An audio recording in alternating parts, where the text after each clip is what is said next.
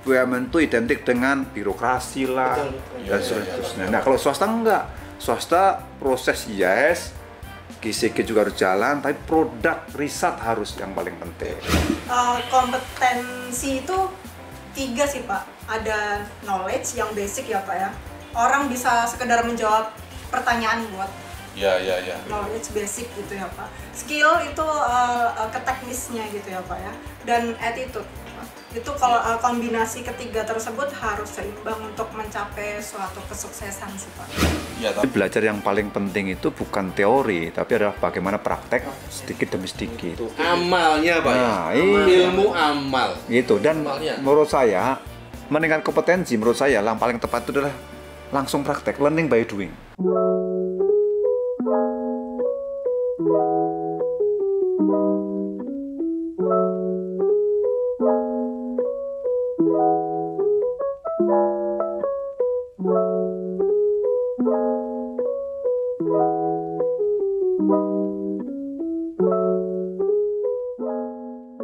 Selamat pagi, selamat datang di podcast Kelar Kerja, persembahan dari Adikarya dalam rangka memperingati HUT Adi.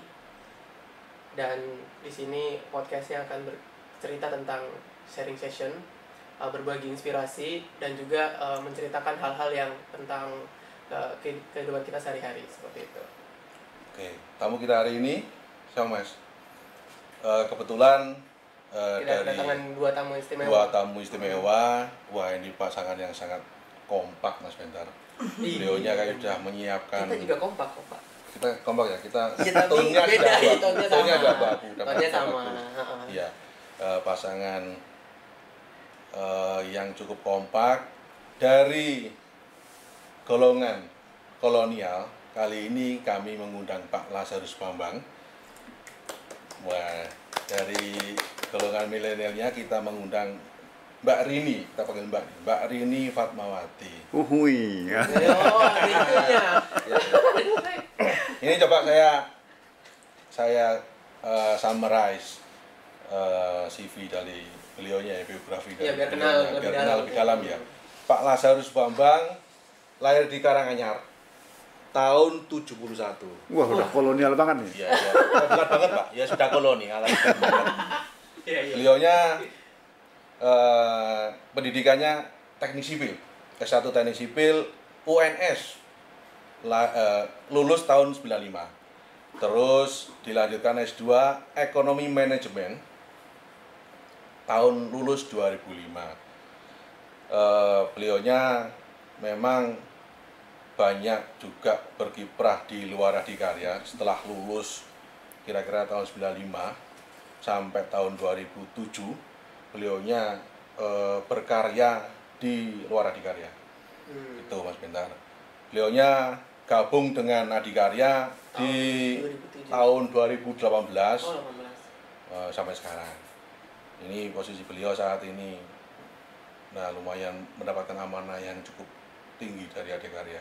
Beliau adalah General Manager Business Development. Alhamdulillah, terima kasih. Dan merangkap manajer Biro Energi Air, karena mungkin ya banyak yang harus ditangani beliaunya ini, sehingga harus dirangkap. Yang paling cocok ya. Iya.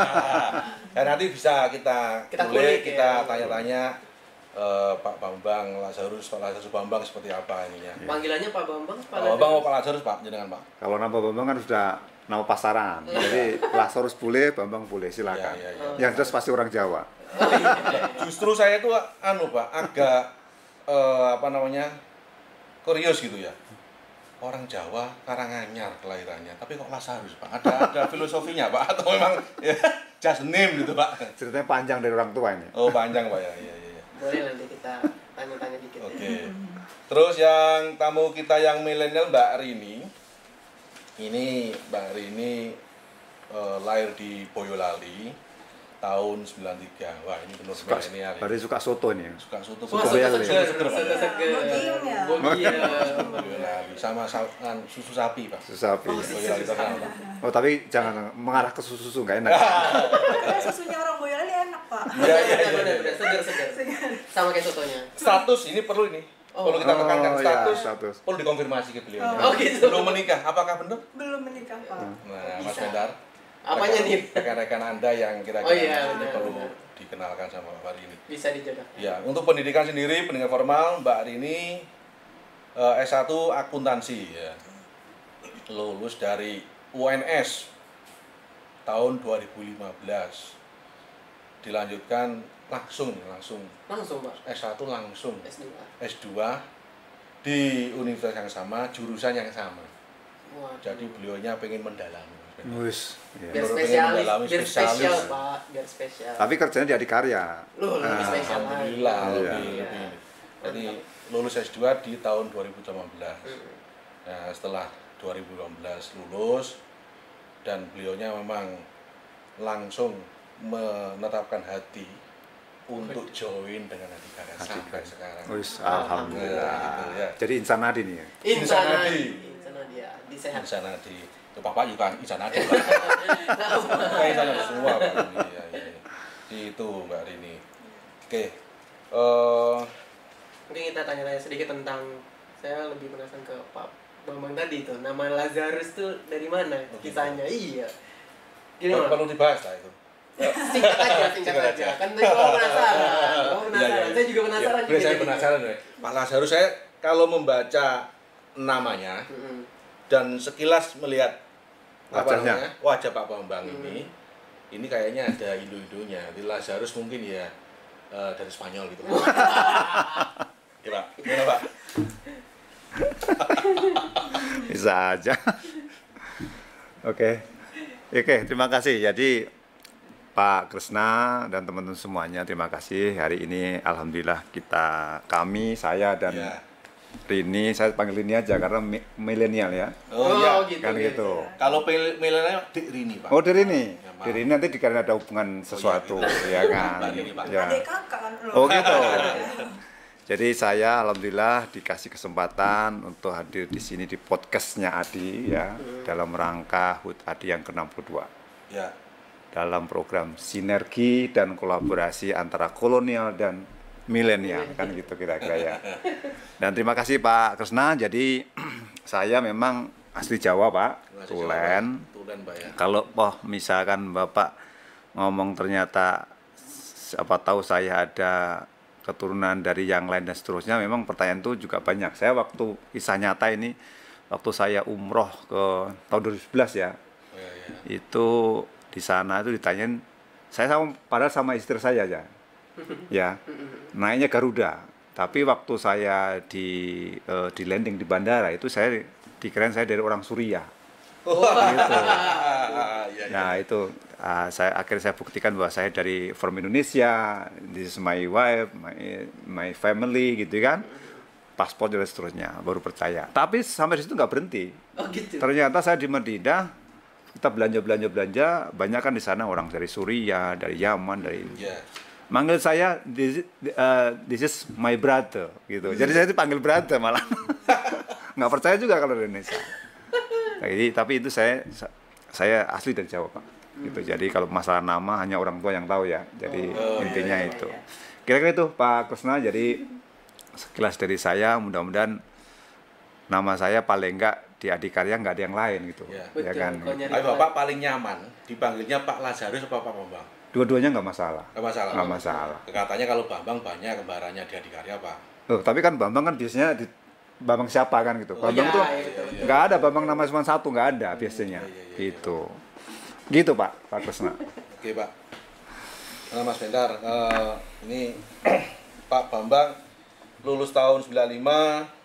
Ya, ini perlu kita tanya pengalaman beliau lah ya. Sebelum di Adikarya ini Bapak menekuni bisnis atau gabung dengan perusahaan apa gitu Pak? Ya jadi saya sekarang jatuh cintanya dengan Adikarya di tahun 2000 berapa ini? 2018 ya. Jadi saya kan kebetulan memang backgroundnya engineer, teknik sipil, S2, S1-nya, S2-nya itu adalah keuangan, finance dan juga ya saya sebelum ke Adikarya juga sudah pernah jadi manajer keuangan gitu ya. Jadi macam-macam lah ya. Karena udah kolonial Pak, jadi kalau ceritanya panjang nih. Iya Pak. Dan terakhir memang tambah mungkin masalah CV, saya alhamdulillah bukan kemarin, tahun ini juga. Waktu Januari kemarin saya kebetulan alumni UGM, jadi saya meneruskan terkait dengan profesi insinyur Indonesia. Jadi saya lulusan UGM. Jadi termasuk saya anggota kagamanya Pak Ganjar Pranowo nih saya. Berarti UGM. Nah, terkait dengan pekerjaan, saya memang banyak terkait dengan infrastruktur. Ya, salah satunya jalan tol. Yang kedua memang bicara jalan tol itu kan dengan proses KPPU dan seterusnya itu udah lama kan. Jadi saya kebetulan memang banyak dari sisi investasinya. Terus company yang saya sebelum kesini memang adalah perusahaan yang TBK. Perusahaan terbuka, go public dan seterusnya. Sehingga saya ke Adikarya itu hanya beda satu aja statusnya. Kalau Adikarya itu adalah sebagai TBK dan juga sebagai perusahaan BUMN. Artinya saya sudah menang satu nih, bukan menang satu, memenuhi satu. Bahwa manajemennya secara korporasi ya harus kisiki dan seterusnya kan. Yang kedua tinggal saya atau saya sebagai insan tadi memenuhi daripada kriteria suatu perusahaan yang memang suatu perusahaan yang BUMN. Itu saja. Jadi saya tinggal menambahkan saja. Tapi basisnya semua sudah sama karena sebagai perusahaan. Bahkan nih saya kalau boleh cerita setelah jadi insan nadi kurang lebih 4 tahun itu banyak sebenarnya terobosan swasta, aksi korporasi swasta yang memang bisa dibawa ke BUMN. Mohon maaf nih kalau boleh saya katakan BUMN itu identik dengan birokrasi lah dan seterusnya. Nah kalau swasta enggak, swasta proses IAS, GCG juga harus jalan, tapi produk riset harus yang paling penting. Gitu. Itu yang mungkin poin saya yang saya bisa melihat dari sisi angle sebagai orang dari swasta setelah masuk dalam suatu BUMN yang memang juga TBK juga. Beda hal dengan misalkan saya nanti suatu saat atau bukan suatu saat, misalkan saya masuk ke HK kan berarti kan masih BUMN. Tapi kan murni, itu lain lagi cerita itu kan. Betul. Tapi kalau soalnya misalkan kita ada di Karya, ada Wika, ada PP kan sama-sama juga BUMN yang sudah TPK. Apalagi di Karya TPK pertama kali kan dari BUMN. Yang pertama kali melantai Pak ya. Nah, melantai. Nah, kalau perusahaan saya yang saya sebelum kesini TPK-nya sejak tahun 95, jadi lebih tua lagi gitu. Ini 2004 kan, gitu. Perusahaan sebelumnya saya udah 95 sudah melantai di bursa. Tapi dari awal Pak Bambang lulus engineer teknik sipil memang tidak langsung masuk ke bidang kerja ke engineering itu Pak ya. Langsung minatnya ke investasi atau seperti apa Pak? Enggak juga. Jadi makanya saya cerita tadi kenapa saya angkat terkait dengan profesi insinyur. Jadi profesi insinyur itu kebetulan saya kan termasuk kuliah RPL namanya, rekognisi kuliah masa lampau ya. Jadi RPL, rekognisi kuliah masa lampau. Jadi saya harus menceritakan apa yang setelah saya alamin dari lulus sampai hari ini. Salah satunya ya kita sudah melintang di lulus di kontraktor, di konsultan, terus ke owner. Nah saya kebetulan alhamdulillah banyak di owner. Kalau owner ini juga menjadi concernnya juga Pak ya. Biasanya owner juga memahami konsep desainnya, kalkulasinya seperti apa. Biasanya kalau tidak memegang itu ya bisa kontraktornya lebih pintar kan gitu. Jangan sampai kontraktornya lebih pintar gitu Pak ya. Nah, justru itu. Jadi saya dari awal lulus tuh nggak mungkin langsung ke owner juga. Di konsultan, di kontraktor, lengkap kan. Terus jadi coaching juga pernah. Jadi saya sebagai konsultan, Anda misalnya kalau kenal di daerah Kuningan itu ada namanya suatu konsultan yang sering memberikan training dan seterusnya. Saya juga pernah training terkait ke teknikan apa training teknik dan investasi dan komersial dan seterusnya. Bank BCA, BNI dan seterusnya saya sering juga misalkan dipanggil ke Bali dan seterusnya. Jadi itu salah satunya. Setelah itu saya memang kebetulan alhamdulillah ke Adikarya, dan Adikarya kan statusnya ada 2. Harus jangan lupa ya, Adikarya itu sebagai kontraktor dan sebagai developer atau owner kan gitu. Sehingga kita harus mindset kita harus berubah tuh. Jangan hanya kontraktor minded tapi juga harus entrepreneur, investor, owner dan seterusnya. Itu harus kita rubah. Untuk itu makanya kebetulan saya diamanahin di Busdep tuh insya Allah ya mengerti mengawal itu. Baik dari si mendapatkan project, mengawal project dan juga sekarang saya di Busdep itu dapat tambahan amanah nih. Monitoring SPV atau anak usaha-usaha yang setelah lahir dari adikarya khusus dari Busdep. Gitu ya. Gitu kira-kira. Ya. Jadi ini related dengan topik kita terkait dengan akhlak khususnya kompetensi. Jadi kita harus terus-menerus meningkatkan kompetensi. Ya. Oke. Kita shift dulu. Ya. Kalau Pak Bambang ini berat ini. Berat. Materi yang kita CV-nya panjang, Pak. Yang kita harus dengarkan, yang kita dapatkan dari beliau berat. Kita coba yang ringan-ringan dulu. Ya. Tapi masa milihnya ringan, Pak? Loh, enggak ya. Iya, siapa tahu ada yang berat juga. Oh iya, benar. Kan kita masih kusnudon dulu ya.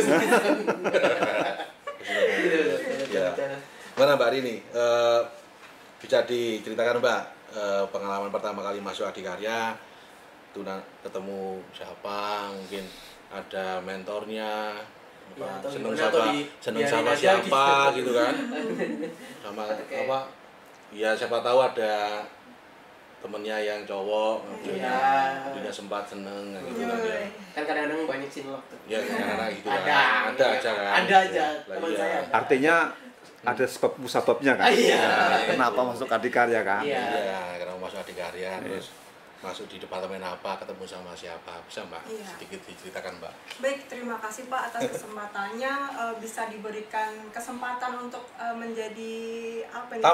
Tamu ya, narasumber sumber di milenial gitu ya, di podcast Kelar Kerja gitu. Perkenalkan lagi ya Pak ya, soalnya di Adikarya ada beberapa banyak ini gitu Pak. Sama kayak kasusnya Pak Bambang. Iya Pak. Nah, saya kenalan lagi nih Pak, saya Rini Fatmawati. Biasa dipanggil inisialnya RRFI. Iya. Biasa dipanggil sayang sama pacar saya, Pak. Oh iya. Oke. Enggak, bercanda. Biasa dipanggil pacarnya panggil sayang. Bapak Lazarus coba ya.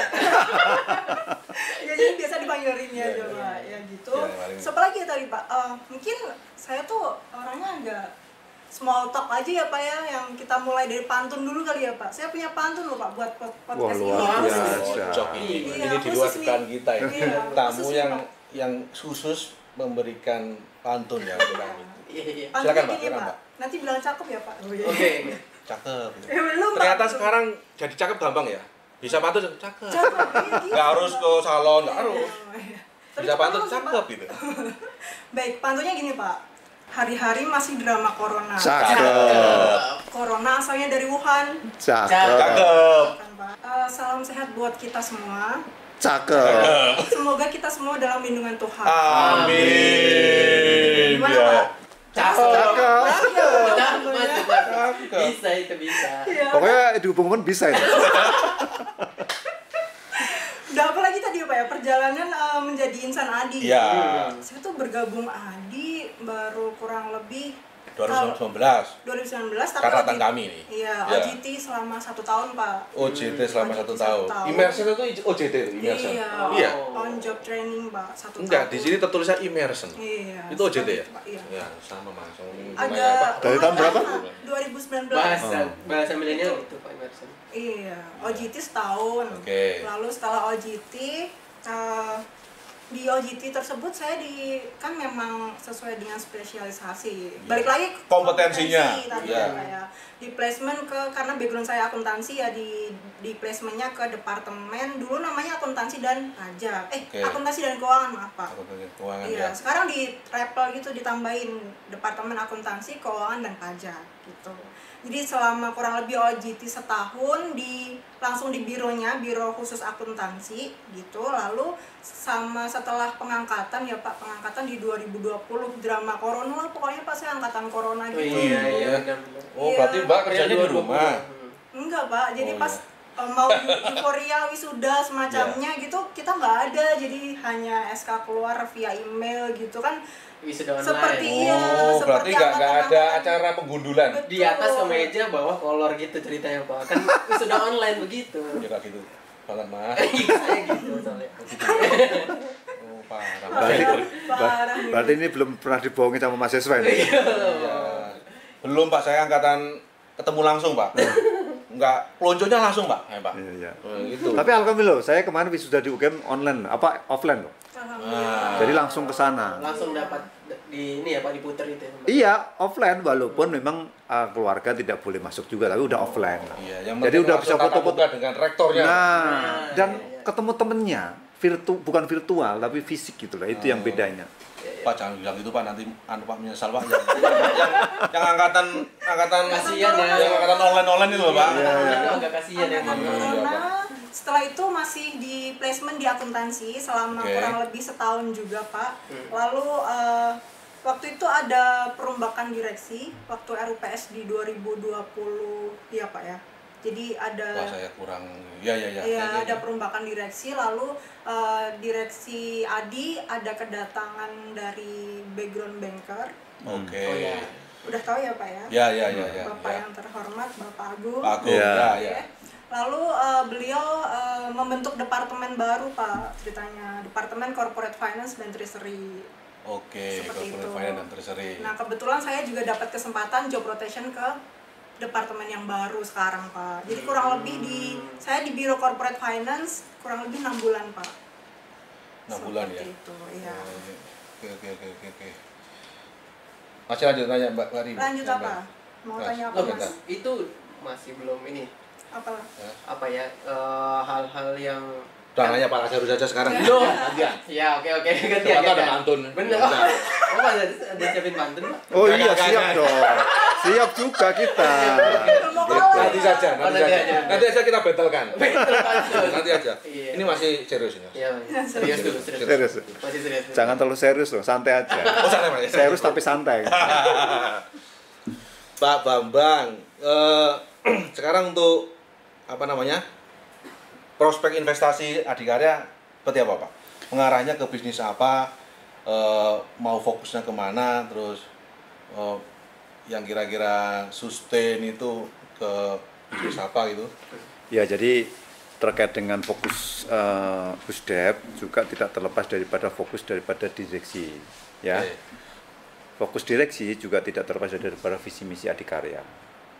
Saya sebelum masuk ke sana, saya ingin menambahkan apa yang disampaikan tadi Rini, bahwa dengan kedatangan salah satu BUD kita adalah banker. Jadi beliau namanya banker itu salah satunya adalah risk management itu sangat kuat, ya. Itu salah satu ciri khasnya. Karena bank itu very prudent. Tapi bukan berarti prudent kita tidak jalan. Oleh karena itu Busdep selalu sinergi dan kolaborasi sejak awal, walaupun tema hari ini HUT itu baru sinergi dan kolaborasi, dan subtemanya kita podcast ini adalah kompetensi. Sejak awal kami di Busdep sudah menekankan kita harus sinergi dan kolaborasi lintas departemen maupun lintas daripada direktorat. Salah satunya dengan misalnya keuangan, dengan PBME dan seterusnya. Itu satu. Sinergi kolaborasi sudah dari awal kami terapkan. Yang kedua terkait dengan fokus Busdep, tidak terlepas daripada fokus direksi dan melihat daripada kondisi Adikarya hari ini. Adikarya hari ini adalah isu utamanya adalah bukan karena market, karena dari sisi market kita juga kalah. Dari sisi sumber SDM 11-12 dengan BUMN karya yang lain, ya kan? Dari sisi apa lagi? Dari sisi jaringan network juga nggak kalah, karena dari sisi BUD kita, dari Pak Dirut, ada yang punya network yang ke atas, ke samping, ke bawah semuanya ada. Dari Pak Direktur Keuangan tadi juga ada banker, dari Direktur Pengembangan semua, apa lagi dan sebenarnya no problem. Isu utama hari ini adalah, atau ke depan mungkin 2-3 tahun ke depan adalah masalah financing gitu. Adikarya hari ini adalah isunya adalah terkait dengan financing.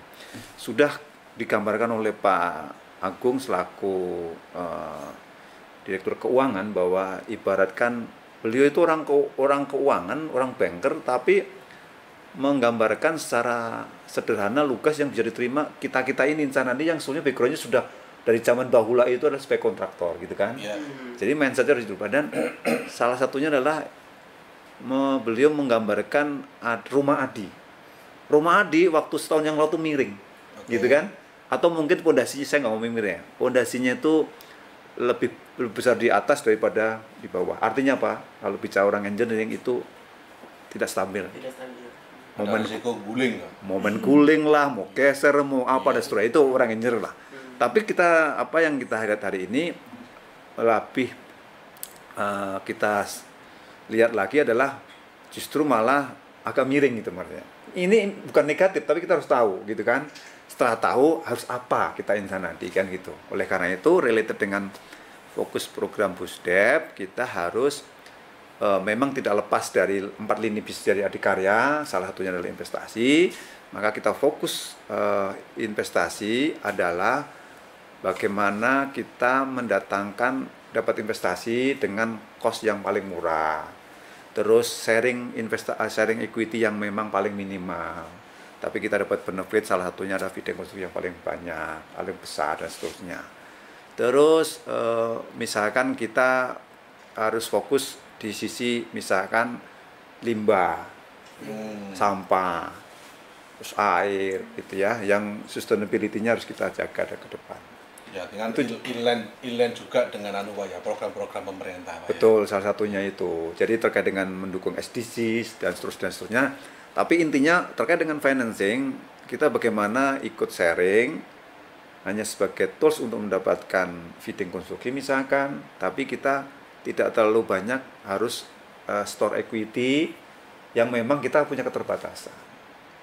Gitu. Nah, ditambah lagi fokus kita adalah tadi saya sampaikan per Oktober sesuai dengan radio direksi bahwa amanah ke Busdep tambah satu lagi, monitoring, mengawal SPV atau anak perusahaan yang sudah ada. Salah satunya misalkan kayak DTP, AJR, CAA, begitu. Solo Jogja Boen dan seterusnya. Jadi kita fokus memastikan bahwa apa yang kita rencanakan bisa berjalan dengan baik. Gitu kira-kira. Jadi isu utama Adikarya hari ini ke depan adalah isu masalah financing. Dan alhamdulillah kita juga mendapatkan PMN. Ya. Dan right issue PMN, karena right issue jadi satu. Mudah-mudahan tahun ini sudah mulai drawdown dari PMN dan right issue juga, sehingga kita mendapatkan injeksi equity financing sehingga kita lebih kuat lagi. Karena kita punya aset hari ini kurang lebih 37 triliun, 36 triliun, tapi liabilities kita kurang lebih hampir 30 triliun begitu, sehingga sisanya sekitar 6 triliun adalah equity kita, sehingga DER kita berat dari sisi liabilities, dari sisi profitability maupun dari sisi solvency. Kalau kita lihat baca divida sangat-sangat kita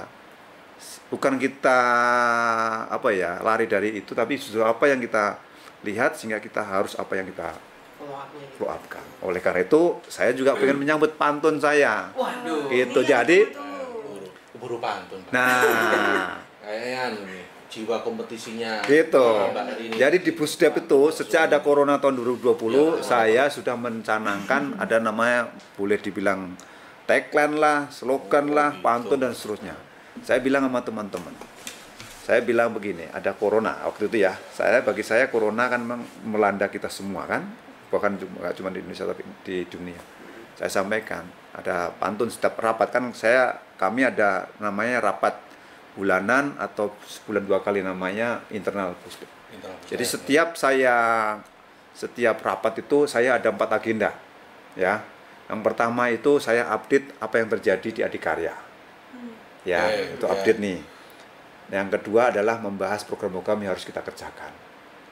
Yang ketiga itu adalah kita memberikan motivasi gitu kan. Jadi setelah kita tahu Adikarya terus apa yang kita kerjakan, terus apa kendala dan seterusnya, maka kita sampaikan itu. Yang keempat itu kita selalu memberikan doa bersama. Jadi saya rapat itu harus saya closing dengan doa. Doanya mendoakan ya Adikarya, Busdep, dan saya tunjuk orangnya. Saya jadi bergiliran. Itu. Ada potensi juga. Nah, itu. Jadi guru ya.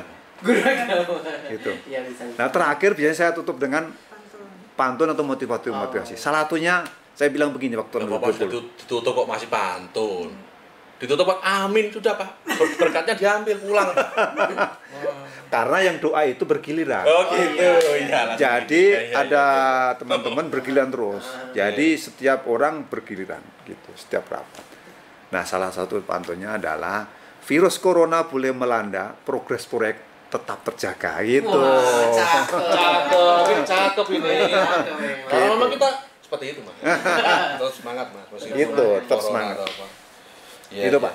Pak, berarti dengan konsep yang sekarang ini, Jobdesk Bapak kan kalau di persepsi awal saya kan Busdev kan hanya mencari proyek investasi lah ya, investasi setelah selesai mungkin untuk pelaksanaannya, monitoringnya sehari-hari dan mendatangkan laba untuk adikarya, recurrent income tadi itu dihandle oleh apa namanya SPV atau anak perusahaan Bapak tadi itu ya.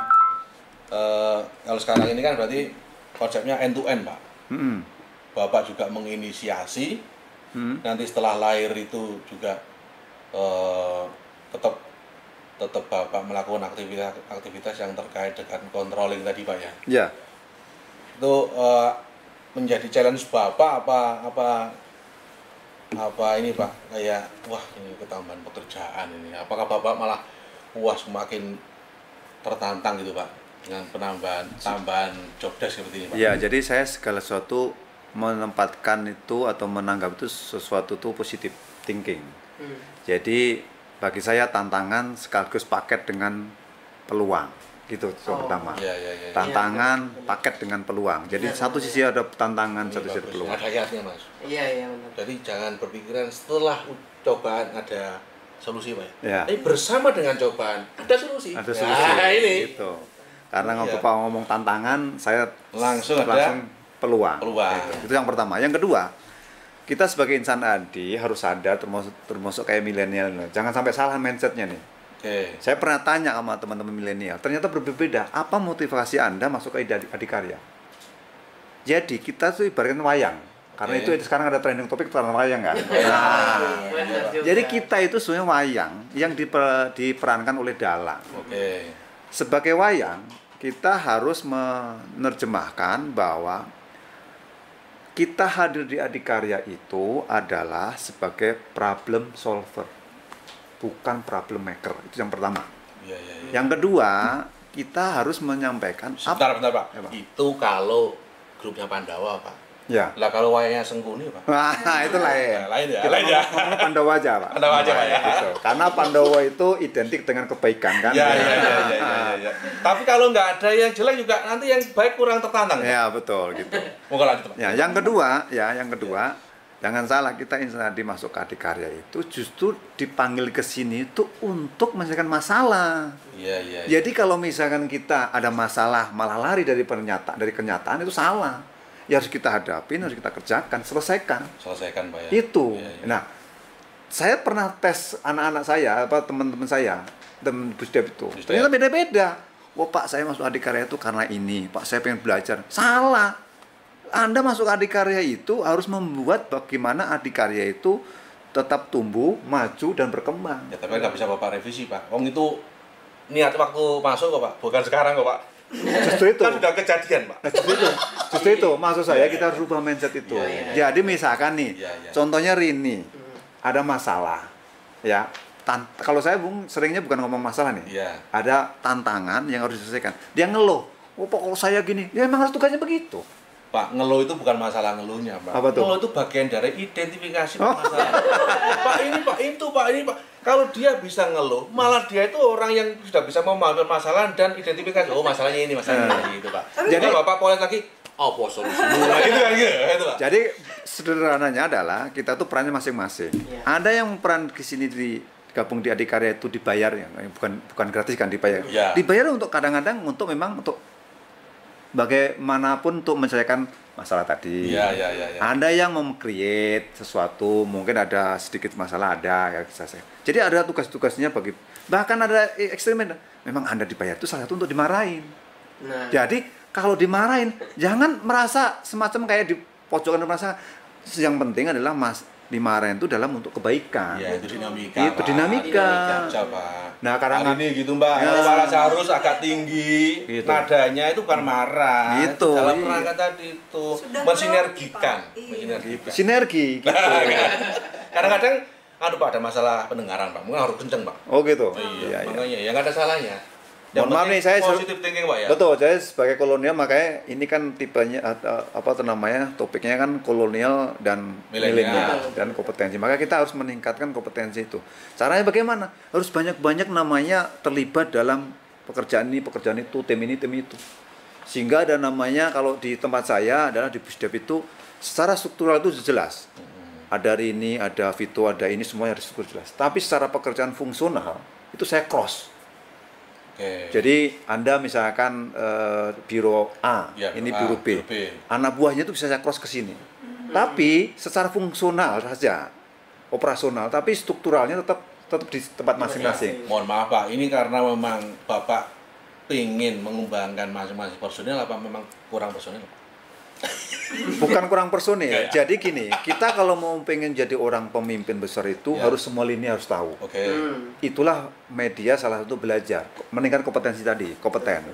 Harus belajar terus. Nah, kenapa? Karena jangan kita hanya menang atau bisa di satu bidang saja. Karena menurut hemat saya ke depan SDM atau HC kita itu juga insan nadi harus di namanya tour of area. Tour of duty crossing. Salah satunya ini. Kenapa saya ngomong kalau tour of area itu kalau di kepolisian kan Anda akan saya tour of area kan sudah takut Pak. Karena kan tanda kutip mutasi gitu. Nah, itu makanya kalau tour of duty mungkin masih tugasnya itu masalah bahasa saja. Tapi yang penting insan nadi harus dikembangkan, dinaikkan kompetensinya. Harus saling cross lintas departemen, lintas direktur kalau perlu. Salah satu contoh ini kita. Saya dengan Rini adalah bukan cross saja departemen, saya Busdep, dia keuangan, tapi juga cross direktorat. Itu salah satu kolaborasi sinergi gitu loh. Salah satunya. Gimana Mbak Rini? Anda merasakan kolaborasi yang sama dengan Pak Lazarus? Tentunya Pak, ini adalah suatu kehormatan juga loh Pak, dapat bintang tamu yang bintang tamu ya. Bintang tamu yang luar biasa Pak Lazarus Bambang selaku General Manager Business Development ya kan Pak. Suatu kehormatan dan kalau anak Jaksel tuh nyebutnya super insightful gitu Pak. Oh iya. Ya kan Pak? Paham nggak Pak? Paham. Ini harus diperjelas sama milenial nih. Hanya knowledgeable gitu loh. Knowledgeable lah. Knowledgeable oke.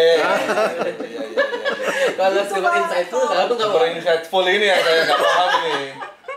Saya kebetulan di Jakarta ya Jakarta Timur sih. Oh iya bukan Jakarta Selatan. Iya. Lalu untuk apa ya pandangan milenial kalau dari saya pribadi ya Pak? In my humble opinion gitu Pak. Anak Jaksel gitu Pak. Betul.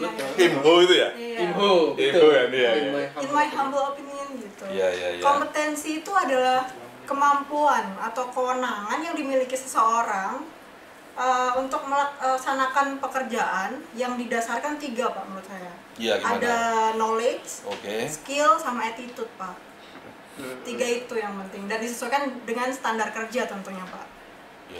Iya. Kalau menurut pandangan saya sih seperti itu Pak. Jadi kompetensi itu 3 sih Pak. Ada knowledge yang basic ya Pak ya.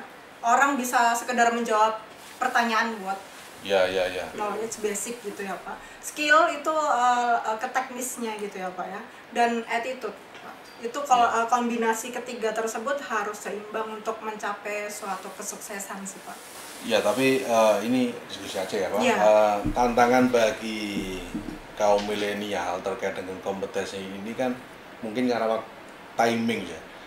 Dibandingkan Pak Lazarus yang sudah kolonial dan sudah berpuluh tahun itu bekerja di dunia nyata kan ya. Kalau milenial kan range-nya kan masih 10 tahun, 5 tahun. Nah, ini kan bisa biasanya itu ada permasalahan dengan pengalaman untuk bisa mencapai kompetensi atau skill yang diharapkan kan ada batasan terkait pengalaman. Itu bagaimana dari para milenial ini untuk mensiasatinya biar itu pakai pengalamannya 10 tahun, saya baru 2 tahun, tapi bagaimana caranya biar tetap sama nanti endingnya skillnya ini atau kompetensinya? Kalau menurut saya sih, kalau balik lagi ke bahasa Jaksel lagi Pak, kalau milenial itu kan tech savvy gitu ya Pak. Tech savvy apa nih Pak? Tuh, apa lagi tuh tech savvy? Savvy Pak, melek teknologi gitu melek Pak. teknologi. Pak, melek teknologi Pak. Kalau kita dituduh tidak melek teknologi Pak. Enggak, maksudnya Oh nggak apa-apa, ini realita Pak. Iya kan Pak. Itulah membedakan antara kolonial sama milenial. Maaf Pak, anak milenial ini kan user Pak. Nah kita kan creator Pak. Oh gitu. Teknologi yang digunakan sama kaum milenial, kreatornya kan dari generasi kita Pak. Jadi secara hierarki itu dia di bawah kita ya. Tapi monggo Pak, silakan Pak. Tadi ada kepotong tadi. Tadi karena melek teknologi gitu kan berpotensi untuk melakukan perubahan-perubahan ya Pak, untuk disrupsi ke arah kemajuan seperti itu. Nah, tentunya milenial ini juga perlu mentor dari si kolonial Pak pastinya. Biar arahnya itu tepat gitu Pak, sesuai dengan goalsnya gitu. Jadi kita nggak bisa tuh Pak kalau milenial hanya berkolaborasi antar milenial, tapi tetap harus ada mentoring dari kolonial. Iya. Gitu Artinya pengalaman yang harusnya dijalanin oleh para milenial ini bisa didownload lebih cepat.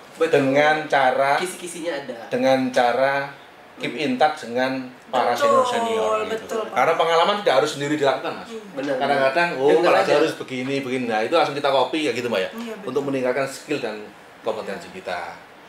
Sebenarnya kayak gitu sih kayaknya. Iya. Bener Mbak? Betul. Jadi pokoknya kalau milenial itu berpotensi untuk perubahan asalkan mereka dikasih ruang untuk pengembangan diri dan tentunya ada mentornya gitu Pak. Mentornya dari pengalaman-pengalaman generasi X lah ya Pak. Generasi di atasnya ya. Iya betul. Dan mungkin beda generasi itu Pak beda sudut pandang ya toh. Dalam satu penyelesaian masalah gitu ya, kita mungkin metodenya atau caranya itu pakai jalur A, ini kita di luar dugaan Pak. Kadang-kadang milenial buka jalur B Pak. Iya. Itu yang kita kadang-kadang surprise dan ini mungkin lebih efektif, lebih cepat gitu selesainya Pak. Ya itu makanya saya satunya adalah hari ini kita bisa ketemu antara milenial dan kolonial, saling memberi masukan, saling mengisi, saling sinergi dan kolaborasi. Itu yang pertama. Yang kedua, tadi udah jelaskan terkait dengan kompetensi tadi adalah 3, ada skill, ada knowledge, ada skill, ada attitude. Nah, terkait dengan knowledge dan skill, milenial itu nggak usah diragukan lagi, ya kan, terkait dengan kemampuan. Tapi masalah attitude itu yang harus kita arahkan. Jadi kadang-kadang terlalu bersemangat tapi arahnya kurang gitu. Jadi itu perlu kita arahkan. Salah satunya tadi ada mentoring. Nah, sehingga tugas kita memang secara kolonial atau secara teamwork harus memberikan masukan, mengarahkan dan seterusnya. Nah, kata kuncinya apa? Bukan berarti milenial tidak bisa seperti kolonial yang memang perlu seperti yang sekarang orang-orang sukses sekarang ya.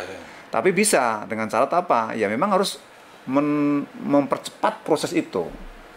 Sehingga saya di Busdep adalah saya menerjemahkan kalau Adikarya pengen back to be the best, back to be the best adalah tadi saya sampaikan kondisi hari ini Adikarya di antara 50 UMN karya kita nomor 4 gitu ya. Tapi kita pengen yang terbaik. Kan berarti bahasa saya adalah atau bahasa kita adalah ya kita bisa bersantai-santai. Benar. Kan gitu. Harus ada effort ya. Ada effort. Bahkan kata Pak Agung adalah extraordinary effort. Itu harus kita terapkan. Jangan hanya cuma kata-kata, tapi kita harus kerjakan. Kalau bahasa saya adalah kalau kita pengen menyalip orang sama-sama lari nih, ya saya ibaratnya adalah filosofi ke teman-teman Busdep adalah kita harus bisa ganti ban sambil lari. Jadi kita kalau balapan di misalkan Formula One itu nggak ada pit stop berhenti. Bagaimana ganti ban, isi bensin, isi bahan bakar sambil jalan.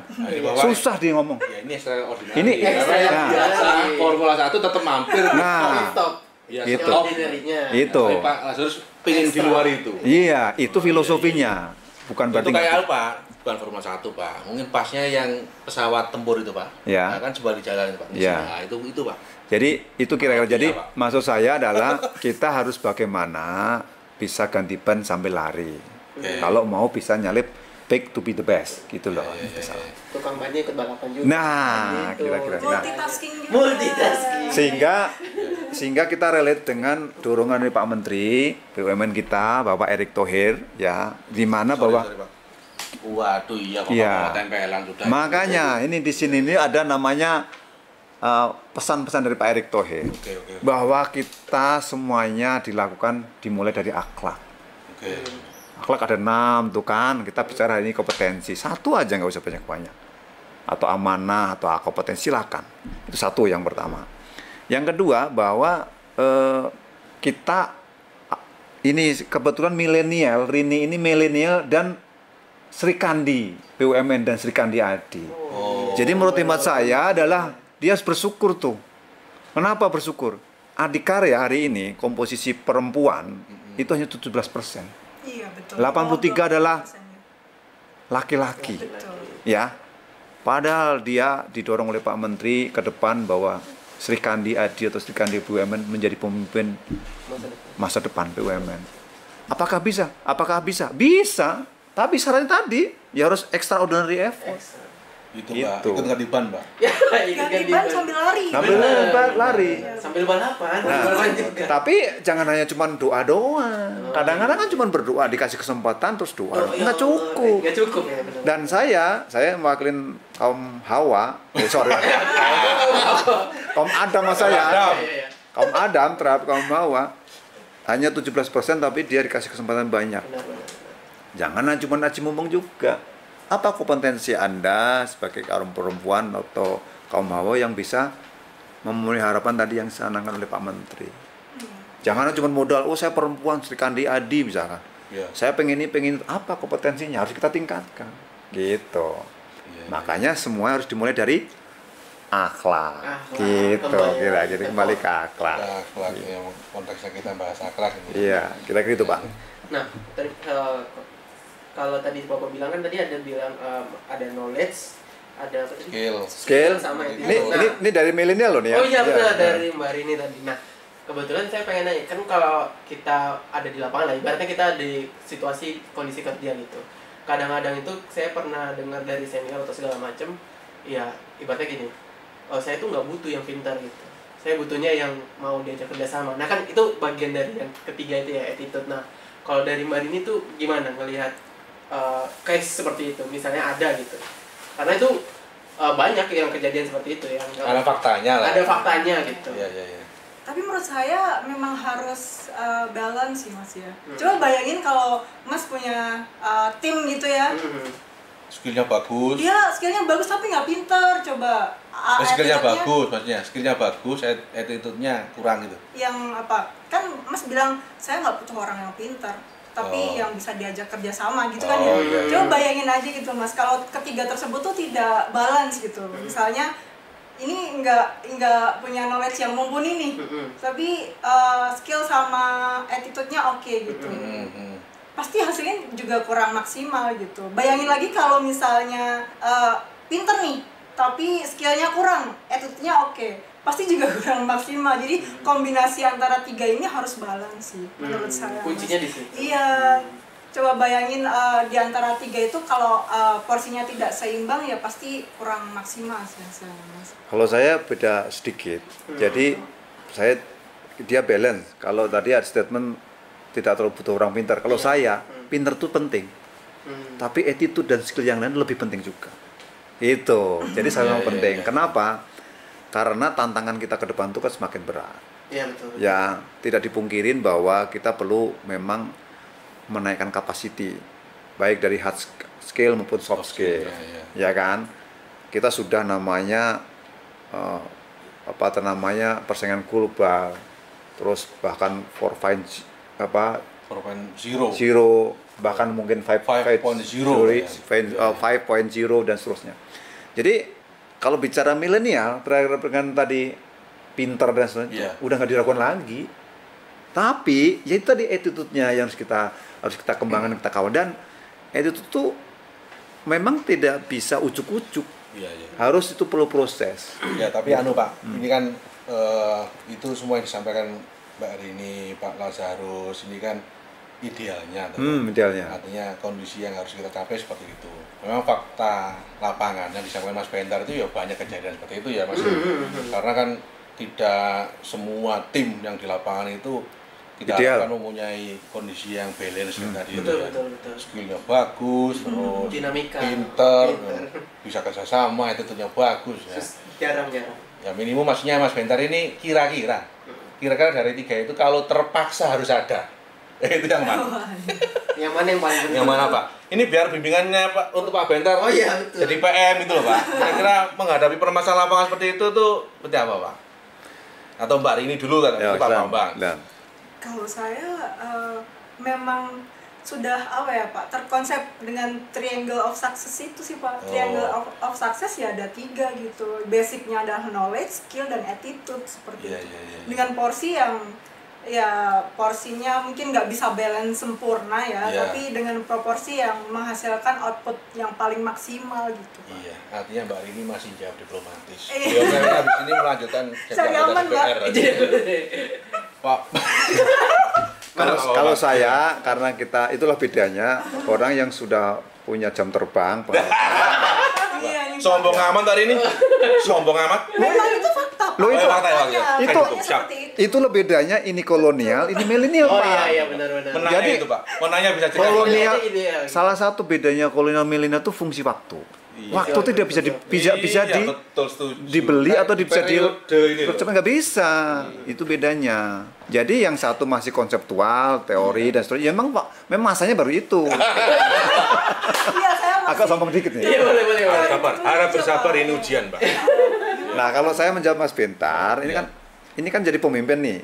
Suatu kita udah di project, kita sudah di delivery dari pusat, SDM-nya begini. Harus diapain? Kan proyek harus jalan. Kan gitu kan? Betul. Ultimate goal kita kan proyek harus jalan. Nah, di antara saya ngomong pakai segitiga triangle tadi, knowledge, skill, sama attitude. Ya pasti ada nama SDM kita, ada yang skillnya bagus, knowledge-nya kurang, skill dan knowledge-nya bagus, mungkin attitude-nya kurang. Ya itulah gap itu harus kita petakan. Gitu kan? Setelah kita petakan, bagaimana tadi saya bilang, bagaimana lari sambil ganti ban. Nah, proyek harus jalan juga. Nah, gap-gap yang tadi kata Rini misalkan attitude-nya kurang, ya kita harus tambal, harus kita ditutupin dengan yang lain, yang teman yang lain, proyek harus jalan. Terus nanti pada kesempatan yang lain, misalkan Mas Bentar dari skillnya kurang atau soft skillnya kurang, ya kita harus upgrade, kan gitu. Jadi harus nggak boleh nunggu dulu kemudian nanti proyeknya. Jadi ada peran pemimpin di situ Pak untuk memetakan. Justru itu salah satunya. Oh iya. Gitu. Jadi jangan menyerah. Wah, orang saya begini. Nggak ada. Barcelona itu yang bagus paling ya berapa yang dapat Ballon d'Or kan? Si Messi. Tapi yang lain kan juga ada yang kurang, ada yang bagus kan. Tugasnya pelatih, tugasnya manajer. Iya. Gitu. Biar bisa juara. Gurunya juara. Gurunya zaman project ya apalah gitu kan. Jadi sederhananya Mas Bentar dikasih tim the dream team atau tim yang the best semua ya. Ngerjain project bagus lancar. Biasa. Itu biasa. Biasa Pak ya. Biasa, yang nggak luar biasa itu sumber dayanya manusia biasa saja, cost-nya terbatas. Proyeknya selesai, outputnya jauh lebih, itu namanya luar biasa. Itu harapannya Adikarya gitu. Prosesnya di situ ya Pak. Di situ. Biasa gitu mah. Contohnya kayak anak saya, pintar bahasa Inggris, tiap hari mangkul biasa. Biasa Pak. Pak Lazarus sering YouTube-nya nonton acara-acara luar negeri. Gitu. Iya. Saya nontonnya ngelawak aja.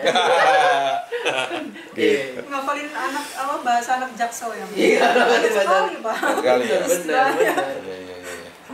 Pak, kalau dari sisi kompetensi tadi ya, related dengan Adikarya ya, ke depan harus mengembangkan SDM-nya atau mungkin Adikarya sendiri terkait kompetensi-kompetensinya harus didapatkan. Kondisi per sekarang menurut Mbak Rini, Pak Bambang terkait peningkatan kompetensi insan Adi maupun korporasi ini seperti apa nih? Jangan sih milenial kan yang paling tahu potensi. Benar-benar difasilitasi di ini atau bagaimana? Apa perlu ada peningkatan lagi gitu? Kalau menurut saya Pak, tadi saya disebut Sri Kandi, memang seluruh insan Adi yang perempuan itu Sri Kandi semua, Pak. Yeah. Sebelumnya gitu, jadi semua perempuan insan Adi itu Sri Kandi semua ya. Dan memang kita sebagai cewek yang kerja di male dominated gitu ya, Pak. Itu kan memang komposisinya memang di bawah 20% ya, Pak. Itu 17% malah. Iya, 17% lebih tepatnya. Menjadi challenge juga ya kan, Pak. Makanya ada program Sri Kandi untuk women leadership dan lain-lain gitu. Tapi saya gini, Pak, saya lebih setuju kalau kita tuh dinilai dari kompetensi, bukan dari gender, ras ataupun apapun. Jadi konsep meritokrasi gitu, ya, Pak. Ya artinya kan dengan difasilitasi ada Sri Kandi, terus ada tadi apa itu agenda-agenda untuk meningkatkan skill kompetensinya perempuan. Berarti per saat ini Adhikarya udah cukup ya gitu. Menurut pengalaman saya cukup, Pak. Jadi kalau saya sendiri di departemen saya juga sudah difasilitasi untuk pelatihan-pelatihan terbaru. Misalnya kalau misalnya di akuntansi itu kan pasti ada teori-teori yang baru, yang harus ada. Iya betul, perkembangannya tuh dinamis ya, Pak. Itu juga selalu diberikan pelatihan sih, Pak. Kita juga bisa propose untuk pelatihan terkait dengan peningkatan skill, knowledge gitu juga difasilitasi, Pak, untuk Adhikarya. Apalagi Pak Bambang ya, di Busdep ya, Adhikarya mau masuk bisnis apa yang benar-benar baru kan harus di setting, Pak. Kompetensinya baik dari personilnya maupun kompetensi perusahaannya, Pak ya. Ya, jadi kalau saya terkait dengan kompetensi di insan Adhikarya itu sebetulnya tidak kurang ya. Peningkatan kompetensi itu secara periodically dari HC sudah melakukan itu, secara formal maupun informal. Hanya menurut saya adalah yang tantangan kita adalah terkait dengan implementasi. Jadi kadang-kadang kita belajar sana, belajar ini, kursus sana, kursus ini, tapi tidak diimplementasikan. Itu yang paling penting, karena sebetulnya belajar yang paling penting itu bukan teori, tapi adalah bagaimana praktek sedikit demi sedikit. Amalnya, Pak. Nah, ilmu amal. Gitu. Dan menurut saya pelatihan yang secara formal indoor, outdoor atau apapun namanya lah, itu hanya lebih banyak formalitas. Yang paling penting sebenarnya kan substansinya. Nah, kalau meningkat kompetensi menurut saya yang paling tepat itu adalah langsung praktek, learning by doing. Itu yang paling bagus. Memang secara teoretically memang harus ada dasar-dasarnya. Betul, saya setuju. Tapi yang paling penting, yang paling mujarab adalah learning by doing. Kecemplung nggak? Kecemplung dulu ya, Pak. Nah, kecemplung tapi itu berenang. Tapi kalau jadi dasar teori renang udah ada. Ya, jadi pendekatannya ada dua, mau dukdik atau dikduk. Ngerti nggak dukdiknya, dikduk? Saya pakai istilah kolonial bukan milenial. Nanti terjemahan pakai bahasa Inggrisnya. Saya didik Pangku Projo taunya, Pak. Oh. Jadi kalau dukdik, duduk baru dididik. Nah, kalau dikduk, didik dulu baru duduk. Menurut saya yang paling besar ya kombinasi itu. Ya, sehingga di Busdep, murid tempat saya adalah teman saya itu anak buah saya atau tim saya itu heterogen dari sisi pendidikan. Kalau saya ditanya Busdep, Bapak minta SDM sumber background apa? Saya bisa milih ini pasti. Tapi kan kita bagaimana tugas kita kan justru mengembangkan kompetensi Adi. Saya punya kepercayaan begini. Bagi orang yang sudah namanya lulus masuk Adhikarya itu sudah melewati namanya minimal screening level, minimal level. Artinya apa? Semua itu bisa berkembang sebenarnya. Tergantung adalah bagian mentoring dan juga tergantung juga pada mereka juga. Lihat dari betul. Kalau dia nggak mau belajar meningkatkan kompetensi ya walau alam nggak bisa juga. Gitu, karena sudah masuk ke screeningnya BUMN itu kan sebenarnya sudah melewati semua tahapan itu. Sehingga tugas kita yang meningkatkan kompetensi itu. Sehingga sebetulnya tidak ada istilah anak buah saya misalkan atau tim saya kurang ini kurang itu. Mestinya tinggal kemauan dari kita. Karena kalau semuanya harus misalkan training, semuanya harus teori training itu cost kita untuk overhead untuk meningkatkan itu juga besar. Padahal isu tadi apa yang saya angkat dari awal? Masalah financing, equity kita. Ya kan berbanding terbalik. Tugas kita hari ini bagaimana meningkatkan revenue, ya, mengurangi cost. Jadi top line-nya itu adalah bagaimana meningkat pasar dan sales, berarti artinya revenue. Middle line-nya bagaimana kita optimalisasi biaya, cost. Sehingga bottom line-nya PNL, profit dan seterusnya makin membaik. Jangan terbalik. Pengen milenial kompetensi, ini itu. Nah, sementara revenue kita tuh sudah terdegradasi tuh. Gitu. Ya, jadi terkait kompetensi penting, tapi peningkatan kompetensi tidak harus teori, belajar dan seterusnya. Boleh dasarnya sudah. Contohnya misalkan BUSDEP, ada namanya kursus dasar terkait financial model. Kita bisa kembangkan untuk misalkan case project real. Makanya di tempat saya ada namanya tour of area tadi, crossing, sehingga orang yang kami tim biro transport tahu juga terkait air tahu juga transport, sehingga waktu dia cross secara struktural dia udah siap. Udah nggak jet lag lagi. Ya, jet lag lagi gitu, kira-kira gitu. Mungkin kita lanjut aja kok Pak. Ini kan udah ngobrol-ngobrol capek gitu, kita butuh sesuatu yang fresh gitu. Kita kasih kuis. Ya, okay. Oh, kuis. Tadi kan pantun sudah nih. Kita kasih kuis balasan. Padahal pantun nggak ada di nggak ada di skrip kita. Ini benar-benar aduh spesial dari Pak ini jangan Pak. Benar, saya kaget. Bingung balasnya gimana. Kita kasih kuis. Jadi, kita siapkan kuisnya ya. Kuisnya itu kita akan memberikan beberapa diksi. Tapi namanya Mbak Rini udah paham semua. Tadi malah saya dikuisin sama dia. Iya, malah Bapak tahu nggak tadi? Nggak tahu. Super nggak tahu. Jadi ya kita akan memberikan beberapa diksi, beberapa kata-kata yang ibaratnya mewakilkan dari sisi kekinian dan kekunoan. Wah sih. Jadi nanti ya yang mana duluan aja yang jawab itu nanti kita lihat bener apa enggak gitu. Gitu aja sih, simpel aja. Oke. Saya kasih contoh yang pertama ya. Saya kasih 3 pertanyaan. Ini contoh pertanyaan langsung. Jelas, Mas. Oh, saya kasih contoh dulu aja ya. Saya contoh BUMN. Nah, BUMN itu kan tahu lah kita badan usaha milik negara. Nah, cukup gitu aja. Ibaratnya tahu aja gitu. Oke. Siap. Oke, yang pertama adalah Yorobun. Yorobun. Apa Yorobun? Bahasa apa sih? Yorobun, nggak tahu. Kolonial nggak paham, milenial apa lagi? Yorobun. Harusnya paham ya, milenial ya, Yorobun ya? Yorobun. Apa Mas? Yorobun Mas? Bapak tahu nggak ya? Nggak tahu. Nggak tahu. Bapak Tejo mungkin bisa dibantu?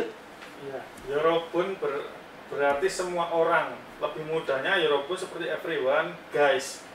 Ini merupakan bahasa Korea. Oh. Emang lagi emang banyak yang ngomong kayak gitu Yorobun. Banyak Pak. Yorobun banyak sekali. Annyeong Yorobun gitu. Annyeong Yorobun. Oh, saya tadi arahnya tuh English apa tuh language gitu, ternyata Korea ya. Sekarang udah masuk Pak. Ini Mbak, Bapak kolonial sih taunya Belanda.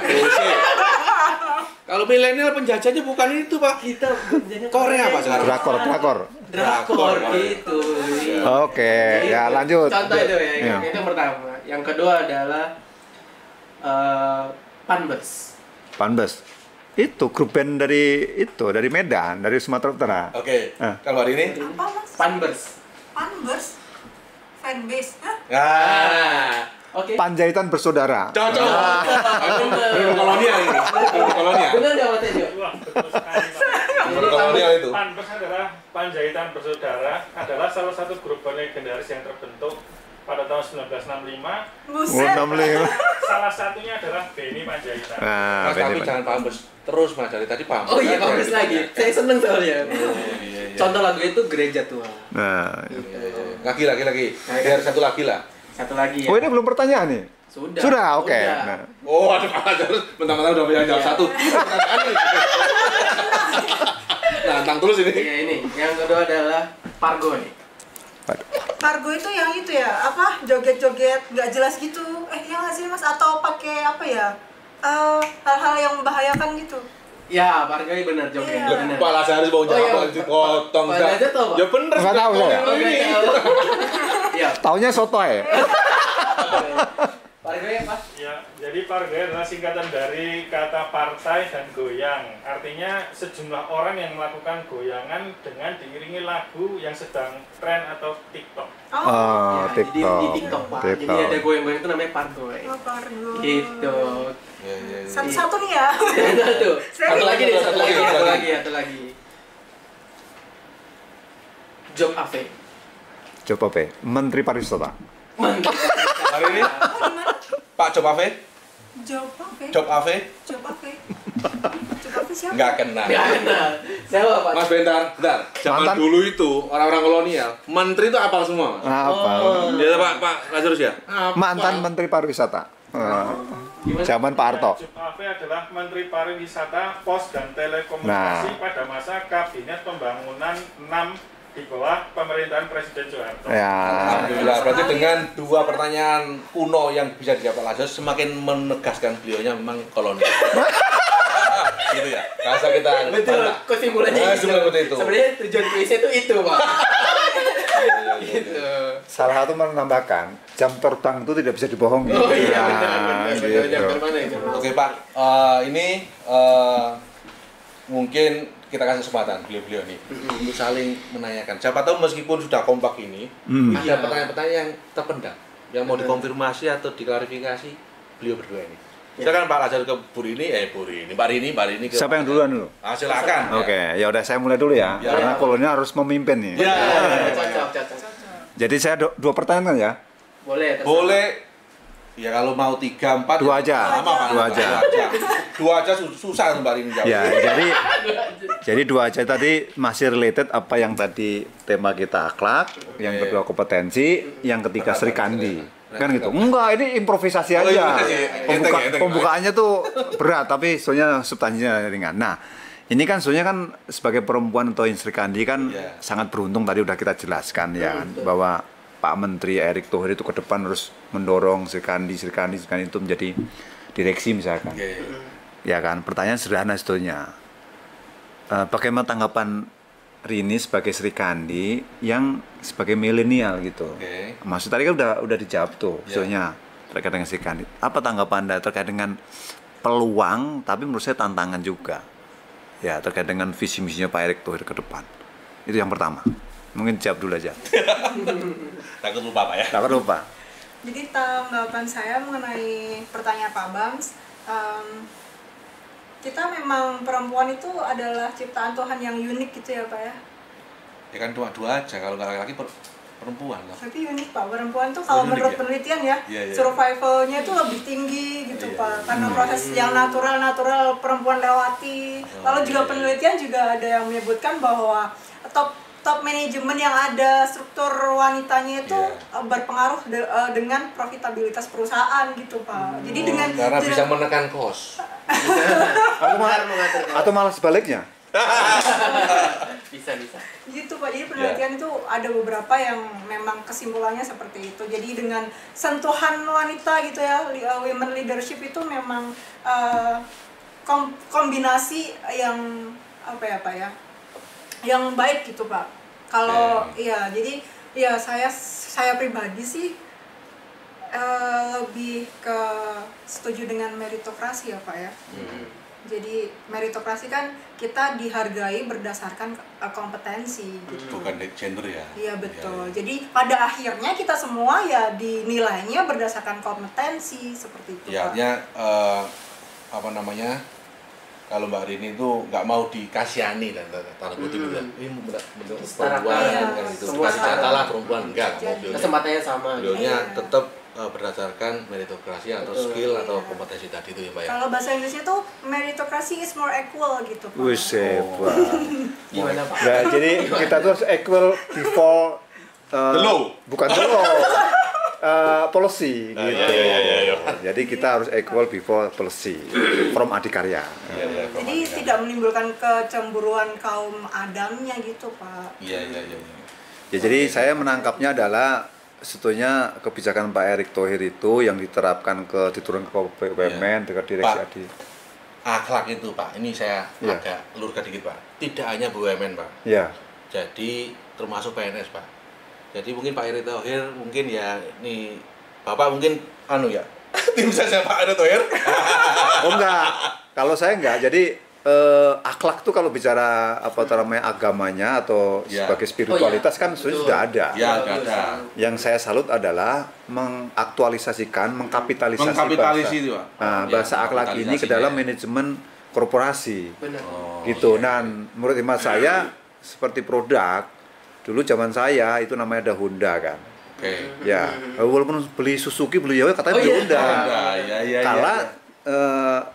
brandingnya dan the first motor product itu kan. Honda, Nah, itu juga sama. Ini brandingnya Akhlak itu ya BUMN. Meskipun Walaupun sekarang PNS Pak ya. PNS juga yang lain-lain juga ada.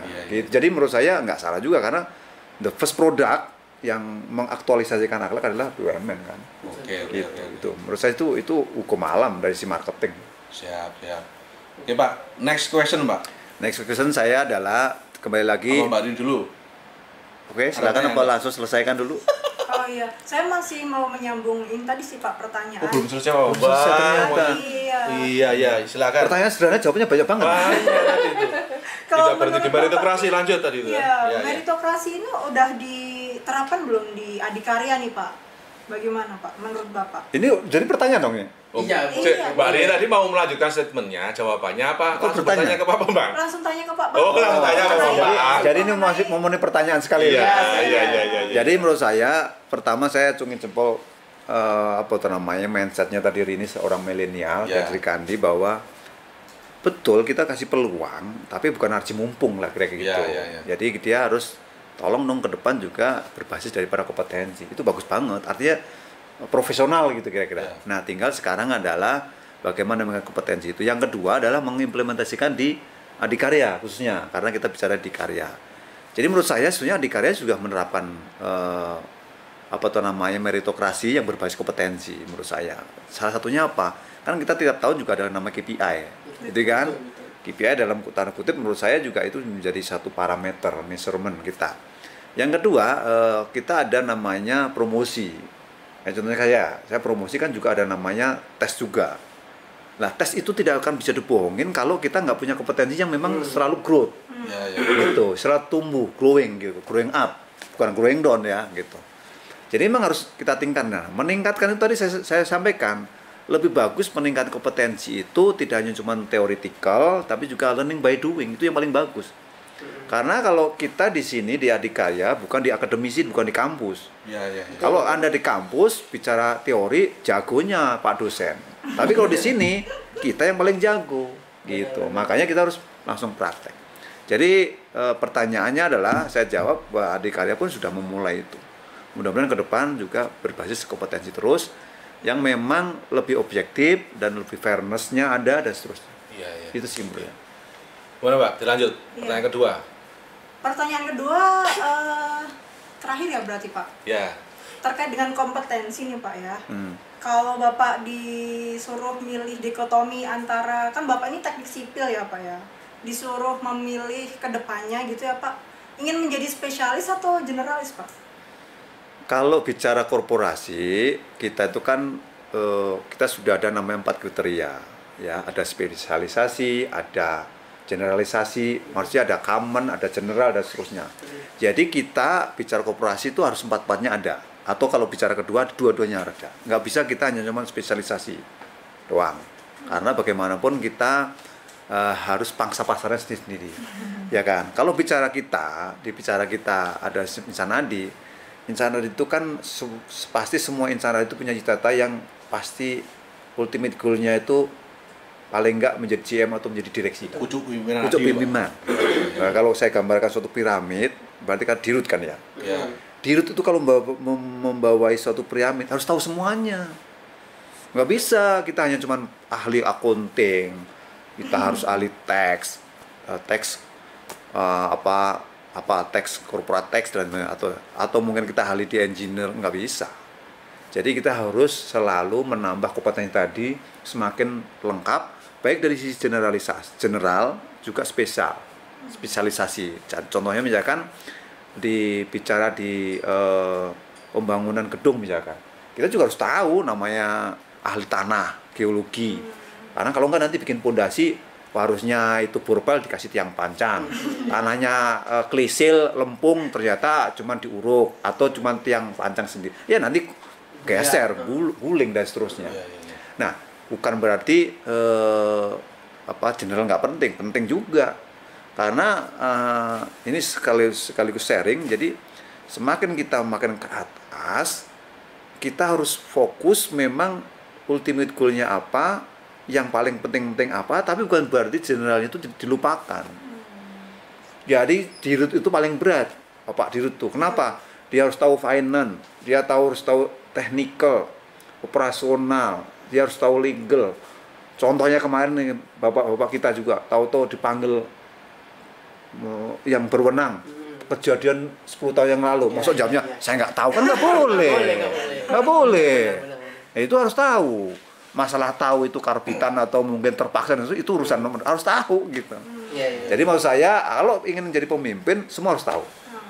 Itu kata kuncinya. Soalnya kalau saya sendiri tuh kalau ditanya secara pribadi pengen jadi spesialis kan Pak. Cuma spesialis itu kan mikirnya vertikal ya Pak ya, deep ke bawah. Sedangkan generalis itu kan mikirnya horizontal gitu Pak. Nah, ketakutan saya adalah ketika menjadi spesialis nantinya tuh tidak bisa memitigasi risiko-risiko jangka panjang gitu Pak.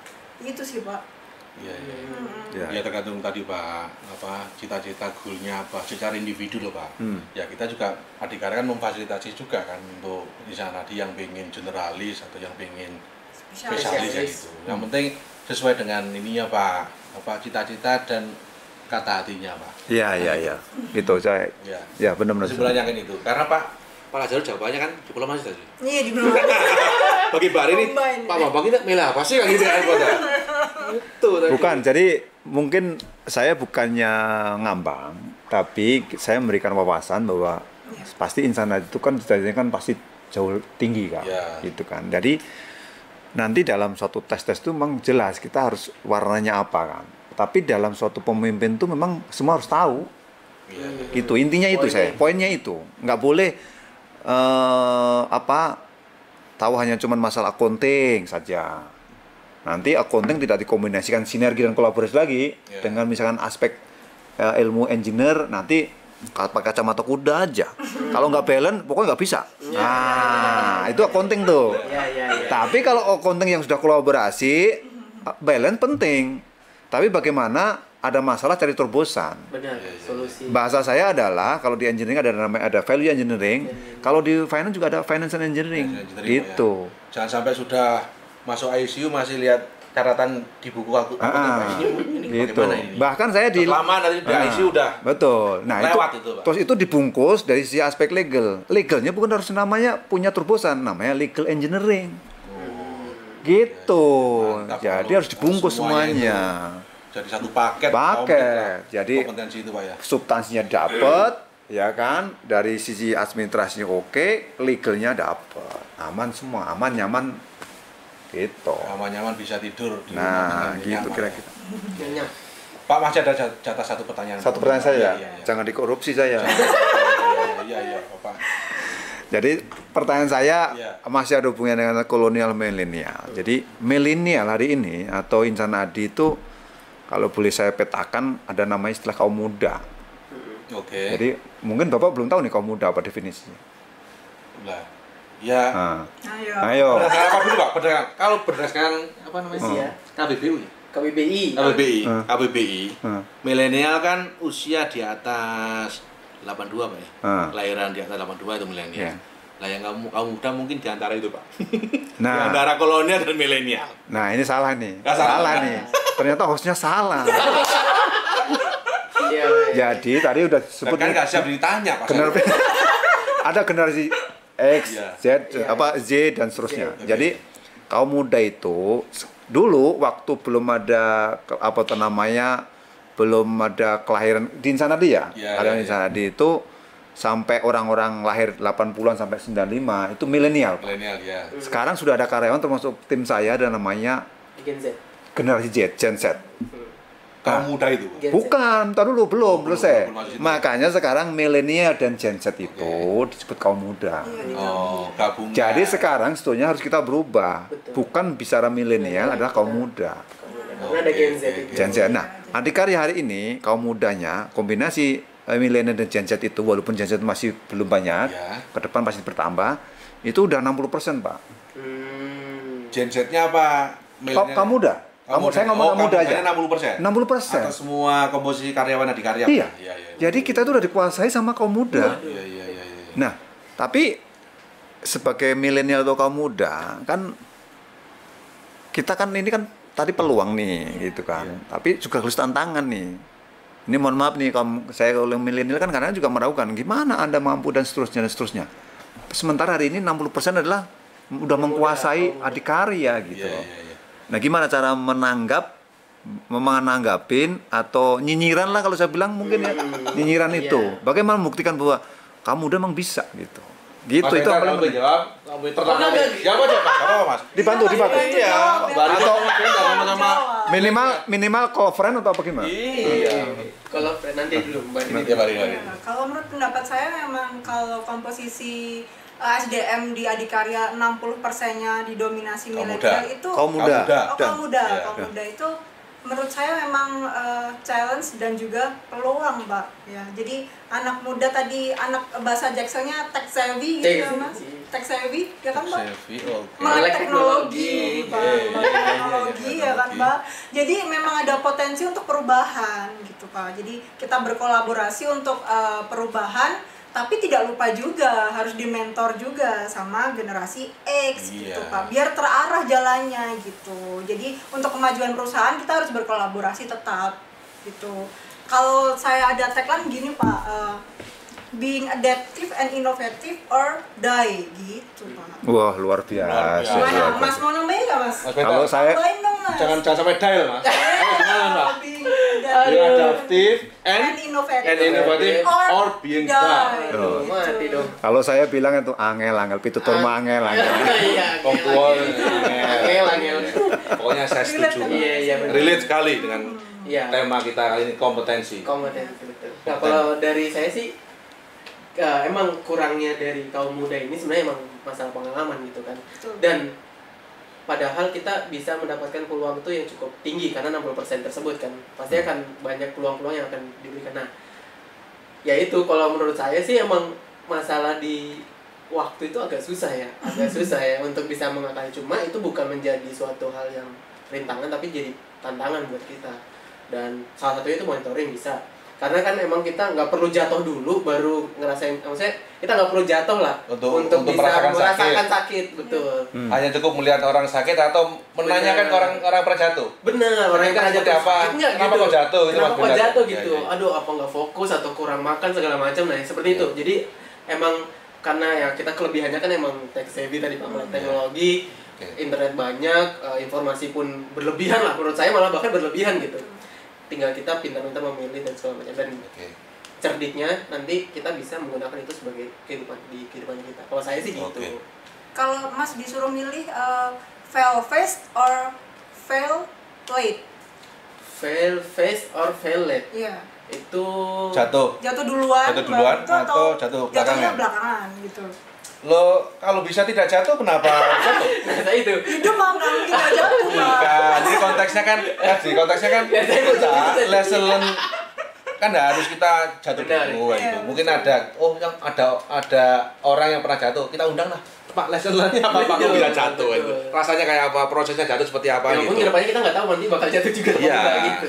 Gitu. Kalau saya milih ya itu pertama mitigasi. Ibaratnya kalau bahasa formal gitu ya, kita mitigasi. Belajar dari yang sudah pernah, lalu kita bisa memetakan, ya itu lagi-lagi ntar berkatanya Alhamdulillah Pak Lajarul, berarti kita 40% ini masih dibutuhkan Pak. Ya. Kuncinya sebenarnya itu. Goto-gotoan Pak. Benar, kuncinya itu. Itu salah satunya itu. Karena proses transfer knowledge itu penting Pak. Harus ada figurnya Pak. Kalau tidak ya gelandang nanti Pak teman-teman ini. Kita kayak anak ayam gitu. Nggak terarah gitu ya. Betul. Oke, mungkin cukup banyak ya perbincangan kita Pak. Kalau kita lanjutkan memang gak cukup. Benar, dan nanti keluar kopi terus nanti martabak jadi malah nanti ya. Camping nanti kita sini. Mungkin kita cukupkan, tapi sebelum itu Mas, katanya mau ada bingkisan. Oh iya, jadi Mas nggak ada pantun nih buat penutup. Saya nggak siap pantun. Kami siapnya adalah bingkisan. Jadi kita saya ada satu. Boleh. Ada lagi? Tapi kayak easy gitu. Maksudnya yang singkat gitu. Boleh. Jalan-jalan ke Blok M. Cakep. Jangan lupa beli gulai. Gulai tikungan. Oke. Tadi apa Pak? Lupa kan ini. Jalan-jalan ke Blok M. Jangan lupa beli gulai. Sekian wassalam and goodbye. Bye. Sarangi. Ini Pak Tejo silakan masuk. Jadi tamu-tamu kita kan Mystery Box ini terinspirasi dari konsep yang lagi ngetren di e-commerce. Jadi kita bisa beli barang Mystery Box itu isinya random gitu. Bukan mantan masih isinya takut. Bukan. Ya mungkin ada foto. Mungkin ada. Iya. Itu udah balik ya. kan masalahnya. Dan karena kita ini berbudget ya, jadi kita tidak bisa berharap ada iPhone 13 itu kayaknya nggak mungkin. Jangan lupa loh. Pak Lazarus ada parafnya loh ini. Jangan lupa. Iya, jadi ini ada budgetnya dan ya ibaratnya seru-seruan aja lah, ibarat door prize bahasanya, cuma bahasa sekarang tuh mystery box. Silakan dipilih Pak Lazarus. Pilih nih. Boleh pilih. Satu tok loh Pak. Satu aja, benar. Ya saya ini aja Ren. Saya ada Sri Kandinya ini Sri Kandi. Ada. Boleh. Sri Kandi ya? Oh ada ini ada wayang lagi ya? Nggak ada? Wayang lagi nggak ada Pak. Ya. Batik semua. Silakan dibuka Pak. Silakan dibuka. Oh, dibuka. Iya, langsung. Ada kalau misalnya ada gerak-gerak dikit boleh lah. Pak Bams dulu dah. Pak Bams dulu. Ayo Pak buka Pak. Misteri box kamu. Bismillah. Namanya dikasih. Waduh, ada ini tiket ke luar negeri. Logam mulia. 1 kilogram. Wah itu multifungsi nih. Obeng dari segala mata mata. Oh yang kecil yang besar, bagus juga nih. Saya dapat itu SK. Apa? Besok jadi direksi. Wah, siapa itu? Oh ya. Oh iya Bang. Ini apa nih Mas? Apron. Apa Pak? Ya, kalau ini apa Pak? Nih. Ah, ini Obeng. filosofinya itu ini Pak. Filosofinya tadi kan selain memberikan sharing knowledge dan segalanya ke kaum milenial, Bapak waktu praktek Pak juga harus siap sedia. Karena tadi mentraining atau memberikan ada bahannya. knowledge itu harus ada prakteknya Pak. Makanya kita kasih apa ini screw ya? Iya, screw driver dan obeng. Sesuai dengan engine Iya. Tapi kayaknya ini otak adik gaduh ini. Oke, thank you. Bari apa itu? Saya apron Pak. Apron itu untuk Celemek. Iya, Rumah buat ya? masak. Iya, emang. Iya. Emang Ya itu siap-siap lah. Nanti kalau Pak Lazarus waktu memberikan training juga siap-siap celemek gitu. Jadi nanti kalau misalnya ada pasangan itu udah siap gitu Pak. Siap Jago apa, masak. Pak? Jago masak. Karena memasak ini skill basic survival ya. Betul, kalau nggak bisa masak Betul. bener. Betul. Iya. Oke, Pak. Makasih ya. Jadi Terima kasih kalau semuanya. boleh foto ya. Terus hari ini atas waktu Iya. saya ada di podcast kami. Terima kasih sekali lagi. Iya. Terima kasih. Terima kasih. Terima kasih juga. Iya, tutup. Assalamualaikum warahmatullahi wabarakatuh. Waalaikumsalam warahmatullahi wabarakatuh.